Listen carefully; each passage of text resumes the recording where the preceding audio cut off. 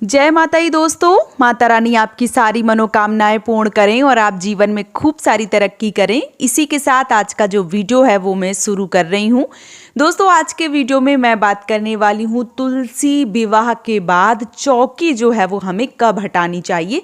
इसके साथ ही साथ जो हम सामान चढ़ाते हैं, चाहे वो खीर हो गया, पूड़ी हो गया, या सिंगार का सामान हो गया, चुनरी हो गया, या माता तुलसी हो गई, क्या करना चाहिए उस सामान का, और माता तुलसी को दान करना अनिवार्य है, क्या करना है, कैसे करना है, आज के वीडियो में संपूर्ण जानकारी जो है वो आप सबके साथ शेयर करने वाली हूँ।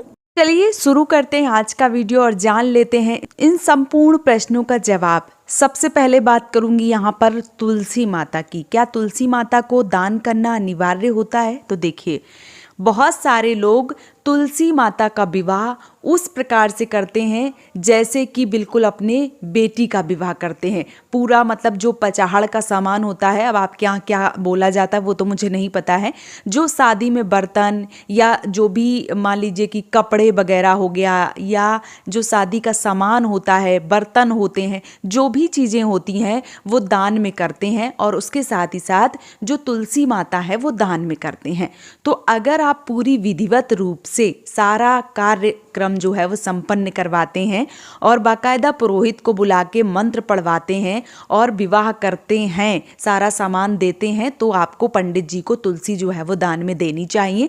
और यदि आप घर में सिंपल सादी पूजा करते हैं अपने हिसाब से स्वयं से ही, तब आपको तुलसी दान करने की कोई भी आवश्यकता नहीं है। फिर आपको तुलसी दान करने की जरूरत नहीं है। जो घर में आपके तुलसी माता है उनका विवाह कीजिए संपन्नता से, और उनको अपने घर में रख के आप पूजा जो है वो कर सकती हैं। इसमें कोई दिक्कत, कोई परेशानी जो है वो नहीं होती है। इसके बाद दूसरा प्रश्न लेती हूँ कि जो चौकी है वो हमें कब हटानी चाहिए। तो जो चौकी है, अगर आप सुबह पूजा करते हैं, जैसे कल मैंने बताया था एक वीडियो में कि बहुत सारे घर की परंपरा के अनुसार माता तुलसी का विवाह सुबह के समय होता है, और बहुत घर की परंपरा के अनुसार जो तुलसी विवाह है वो शाम को होता है। अगर आपके घर में सुबह की प्रधानता है, आपके यहाँ सुबह तुलसी माता का विवाह किया जाता है, तो फिर आप शाम को जो चौकी है वो उठा सकते हैं। लेकिन यदि आपके घर में शाम के समय विवाह जो है वो करवाया जाता है, तो फिर आपको अगले दिन, यानी कि जैसे आज विवाह जो है वो शाम को आपने करवा दिया, तो कल सुबह स्नान ध्यान करने के बाद में जब आप माता तुलसी को जल देंगे, जब आप सूर्य भगवान को जल देंगे, उस समय आपको जो चौकी है वो हटानी चाहिए। क्योंकि जो चौकी होती है वो तभी हटाई जाती है जब दीपक शांत हो जाता है। हवन अगर आप करते हैं तो पूरी तरीके से शांत हो जाता है, तभी जो पूजा का सामान है वो हटाया जाता है। अगर मैं घंटे के अनुसार बात करूं तो कम से कम 3 से 4 घंटे बाद जो चौकी है वो हटाई जाती है। उससे पहले आपको नहीं हटाना चाहिए, इस बात का विशेष रूप से ध्यान रखें। तो अगर आप सुबह पूजा करते हैं तो फिर आपको शाम को हटानी चाहिए, और यदि आप शाम को पूजा करते हैं, तुलसी विवाह करवाते हैं, तो फिर आपको अगले दिन जो चौकी है वो हटानी चाहिए। अब बात करते हैं सामान का। जो खीर चढ़ाते हैं, आप पूड़ी चढ़ाते हैं, जो फल चढ़ाते हैं, मिठाई चढ़ाते हैं, वो आप प्रसाद के रूप में स्वयं भी खा सकते हैं, अपने सारे घर वालों को दे सकते हैं, और आस पड़ोस में भी देना चाहते हैं। अगर प्रसाद ज़्यादा है तो आप उनको भी वितरित कर सकते हैं। प्रसाद कहते हैं जितने मुंह में जाए उतना ज़्यादा शुभ होता है, तो प्रसाद आप सबको वितरित कर सकते हैं।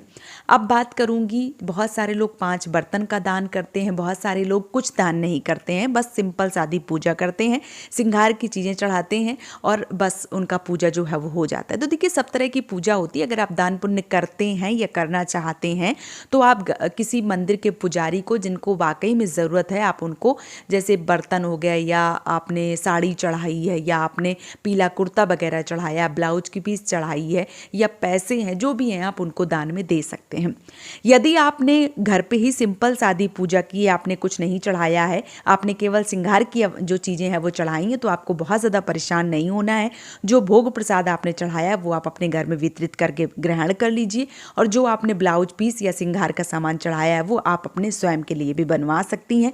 यदि आप दान करना चाहती हैं तो करें, यदि आप दान नहीं करना चाहती, आप सिंपल सादी स्वयं से पूजा करी हैं, तो आप वो सामान जो है वो स्वयं के लिए भी रख सकती हैं। माता तुलसी का चढ़ाया हुआ सिंगार का सामान यदि आप खुद यूज़ करती हैं तो आपको सौभाग्य की प्राप्ति होती है। आपकी जो मान लीजिए कि जो आपका सुहाग है उसमें वृद्धि होती है, अखंड रहता है आपका सुहाग, अगर आप माता तुलसी का जूठा सिंगार, माता तुलसी का जूठा भोग प्रसाद खाते हैं, तो ये बहुत ज़्यादा शुभ माना जाता है। तो आप ऐसा भी कर सकती हैं। इसके साथ ही साथ जो सामान, जैसे मान लीजिए हवन का सामान हो गया या कलश जो हो गया, जो भी सामान आप रखते हैं वो आप पानी में प्रवाहित कर सकते हैं, या आप चाहें तो धरा विसर्जन भी कर सकते हैं। किसी पेड़ के नीचे थोड़ा सा छोटा या बड़ा गड्ढा खोद के आप उसमें सारी चीज़ें डाल के उसके ऊपर मिट्टी डाल सकते हैं। यदि सामान छोटा मोटा है, मान लीजिए थोड़े से फूल वगैरह आपने चढ़ाए हैं, तो जो आपके घर में खाली गमला है उसमें भी वो चीज़ें जो है वो दबा सकते हैं। तो इस प्रकार से सारा सामान जो है वो किया जाता है। विसर्जन भी मैंने बता दिया है, माता तुलसी के बारे में भी बता दिया, सिंगार और जो सामान दिया जाता है उन सारे प्रश्नों का जवाब जो है वो इस वीडियो में मैंने आप सबके साथ शेयर कर दिया है। तो उम्मीद करती हूँ ये वीडियो आप सबको पसंद आया होगा। वीडियो अगर पसंद आया तो आप मुझे सपोर्ट जरूर कीजिए, इस चैनल को सब्सक्राइब करके और वीडियो को लाइक करके। आज का वीडियो यहीं पे समाप्त कर रही हूँ दोस्तों। जय माता दी।